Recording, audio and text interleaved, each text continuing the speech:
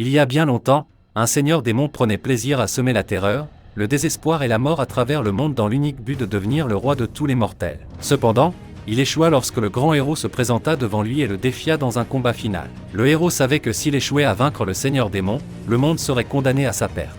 Une grosse pression résidait alors sur ses épaules. Désirant mettre un terme à tout ça, le seigneur démon lui lança une attaque météorique dévastatrice, une attaque capable de détruire le monde à elle toute seule. Le héros prit alors un caillou et l'utilisa comme arme pour détruire le météore qui approchait, démontrant ainsi toute sa puissance, et surtout sa nonchalance envers le démon. Et le pire, c'est que tout ceci n'était qu'un échauffement. Les deux camps décidèrent alors de mettre fin à leur combat une fois pour toutes en se lançant dans un affrontement total. Le seigneur démon utilisa son pouvoir satanique à pleine puissance, et le héros utilisa sa technique d'annihilation du dragon. Leur collision d'attaque causa des dégâts si importants que les cheveux du héros devinrent blancs. Pourtant, aucun des deux ne renonça, les deux s'affrontèrent plusieurs fois en l'espace de quelques secondes et semblèrent être à égalité. Les deux chancellèrent l'un vers l'autre et, sans se soucier de leur propre vie, se poignardèrent mutuellement en plein cœur, s'effondrant ainsi au sol. Alors que les dernières parcelles de vie s'échappèrent du corps du héros, ce dernier esquissa un sourire, montrant sa joie quant à la fin de cette bataille incessante pour la liberté, et le début tant mérité de son repos. Quelques années après avoir sauvé le monde, une école de magie nommée Rosewood Academy est créée dans le but d'enseigner aux étudiants à devenir forts, comme le fut le héros légendaire autrefois.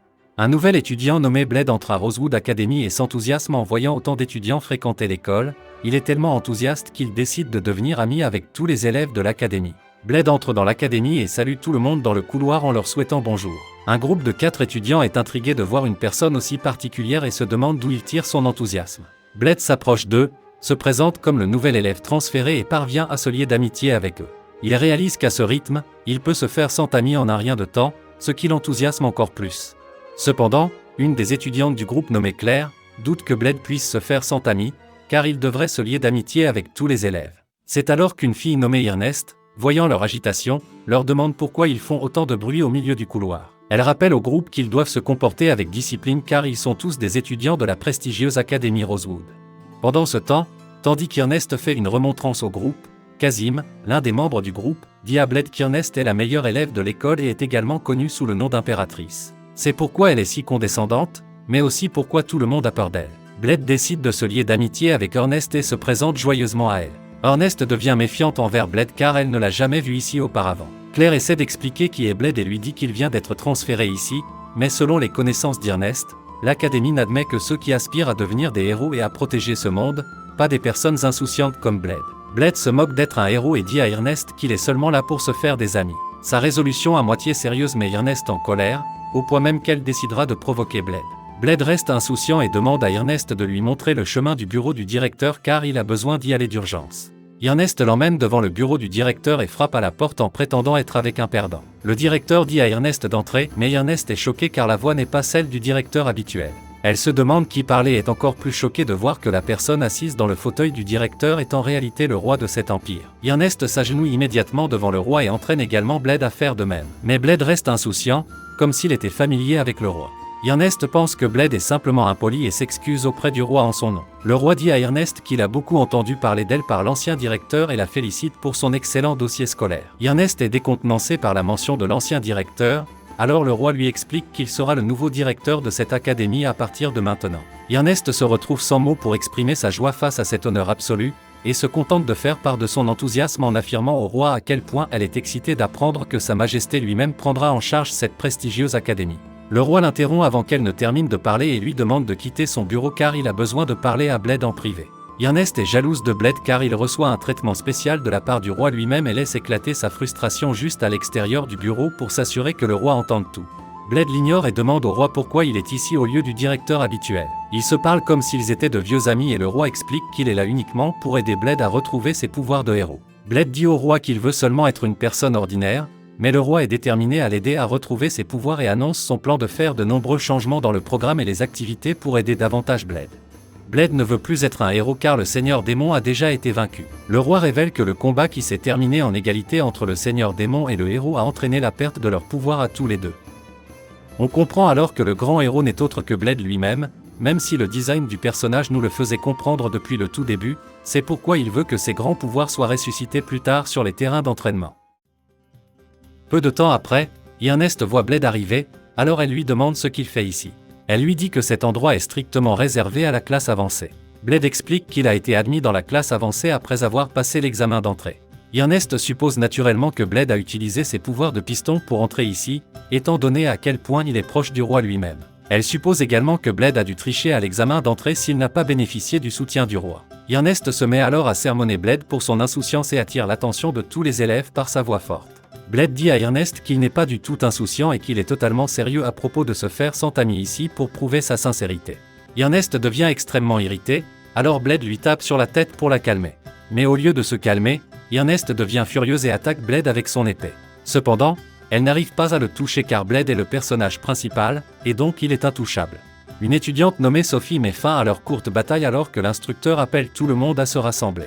Pendant que Bled fait de son mieux pour se lier d'amitié avec Sophie, Ernest se rend auprès de l'instructeur pour lui demander de tester les compétences générales de Bled, bien que cela ne soit pas prévu dans le programme de l'instructeur.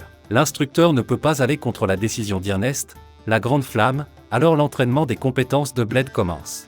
Ernest lui dit que, pour prouver qu'il est digne d'être dans la classe avancée, il doit trancher à travers l'armure métallique enchantée. Bled pense que c'est une tâche simple et utilise sa technique légendaire de la série du dragon, surprenant tout le monde avec sa technique intitulée « Dévoreur de dragons » et détruisant ainsi complètement l'armure métallique. Son attaque est si puissante que les ondes de choc détruisent même les vêtements d'Ernest et l'envoient voler. Tout le monde sur le terrain d'entraînement, sauf Sophie, tombe à terre. Bled se demande s'il n'y est pas allé un peu trop fort. Complètement choqué par cette puissance, Ernest demande qui est réellement Bled. Bled explique qu'il est juste une personne ordinaire. Plus tard, à la cafétéria, Bled vient manger avec Ernest et demande également à ses premiers amis de cette école, Claire et son groupe, de se joindre à eux. Mais ils ne viennent pas par peur d'Ernest, et Ernest en est consciente. Pendant que Bled mange son curry comme un fou, Ernest s'excuse de l'avoir accusé d'être indigne d'aller dans cette école, mais Bled explique qu'il ne se souvient même pas de son accusation. Bled termine son repas et remercie Ernest de l'avoir aidé plus tôt. Il pensait qu'il ne pourrait se faire aucun ami ici en tant qu'étudiant transféré, mais il considère Ernest comme son ami. Ernest est gêné, car il est probablement son premier ami, et elle dit à Bled qu'elle le considère aussi comme son ami. Plus tard dans la nuit, Ernest rentre discrètement dans sa chambre, rempli d'excitation d'avoir enfin fait son tout premier ami. Soudain, son épée géante se met à trembler et cela lui rappelle quand l'épée l'a appelée lorsqu'elle était enfant. L'épée lui a demandé de se soumettre à elle et elle l'a touché involontairement, ce qui a provoqué la transformation de ses cheveux noirs en une flamboyante couleur rouge.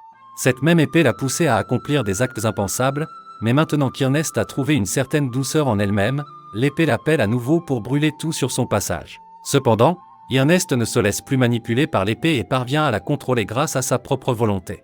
Le lendemain matin, Ernest s'entraîne intensément avec son partenaire d'entraînement, Léonard, qui manie une lance. Bled regarde le combat en tant que spectateur et encourage Léonard. Léonard décide de lui donner un bon spectacle et utilise ses mouvements spectaculaires. Mais il perd contre elle, car elle est la meilleure, et elle manque de tuer Léonard à cause de la manipulation de son épée. Bled réalise qu'il y a quelque chose qui ne va pas, mais décide de simplement garder un œil dessus pour le moment. Ernest appelle le prochain adversaire pour se battre contre elle, et Sophie se présente pour l'affronter. Sophie se prépare à se battre avec ses poings recouverts de métal et, avant le début du combat, elle dit à Ernest de cesser de prendre tout le monde pour cible. Mais Ernest ne l'écoute pas et commence à la taillader avec son épée géante. Sophie bloque cependant chaque attaque avec ses poings métalliques et contre-attaque avec des coups de poing. Elle réussit à coincer Ernest au point qu'elle décide d'utiliser sa magie de flamme combinée à son épée. Sophie reconnaît sa défaite avant que la situation ne s'aggrave, mais Ernest n'a pas fini de se battre et appelle Bled à être son prochain adversaire. Elle prétend pouvoir le vaincre, même si sa seule attaque, l'onde de choc, a déchiré tous ses vêtements lors du dernier affrontement.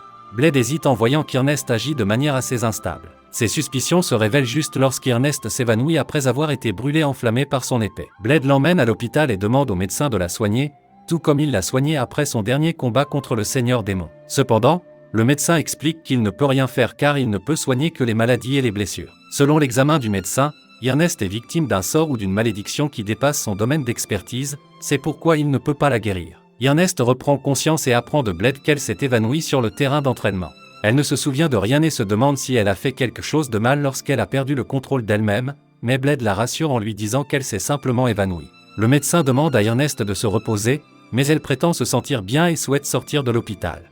Elle décide de marcher seule, ne voulant pas que les autres élèves la voient dans cet état, mais Bled lui dit qu'elle peut toujours compter sur lui car ils sont amis. Cependant, l'ego d'Ernest étant plus fort que son amitié, elle continue de marcher seule et demande à Bled de ne rien dire à personne sur sa maladie.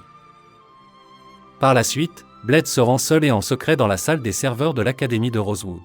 Il bat tous les robots de sécurité, puis consulte les données de l'épée d'Ernest sur l'ordinateur. Il découvre que son épée est une épée démoniaque appelée Asmodeus, et réalise ce qui se passe.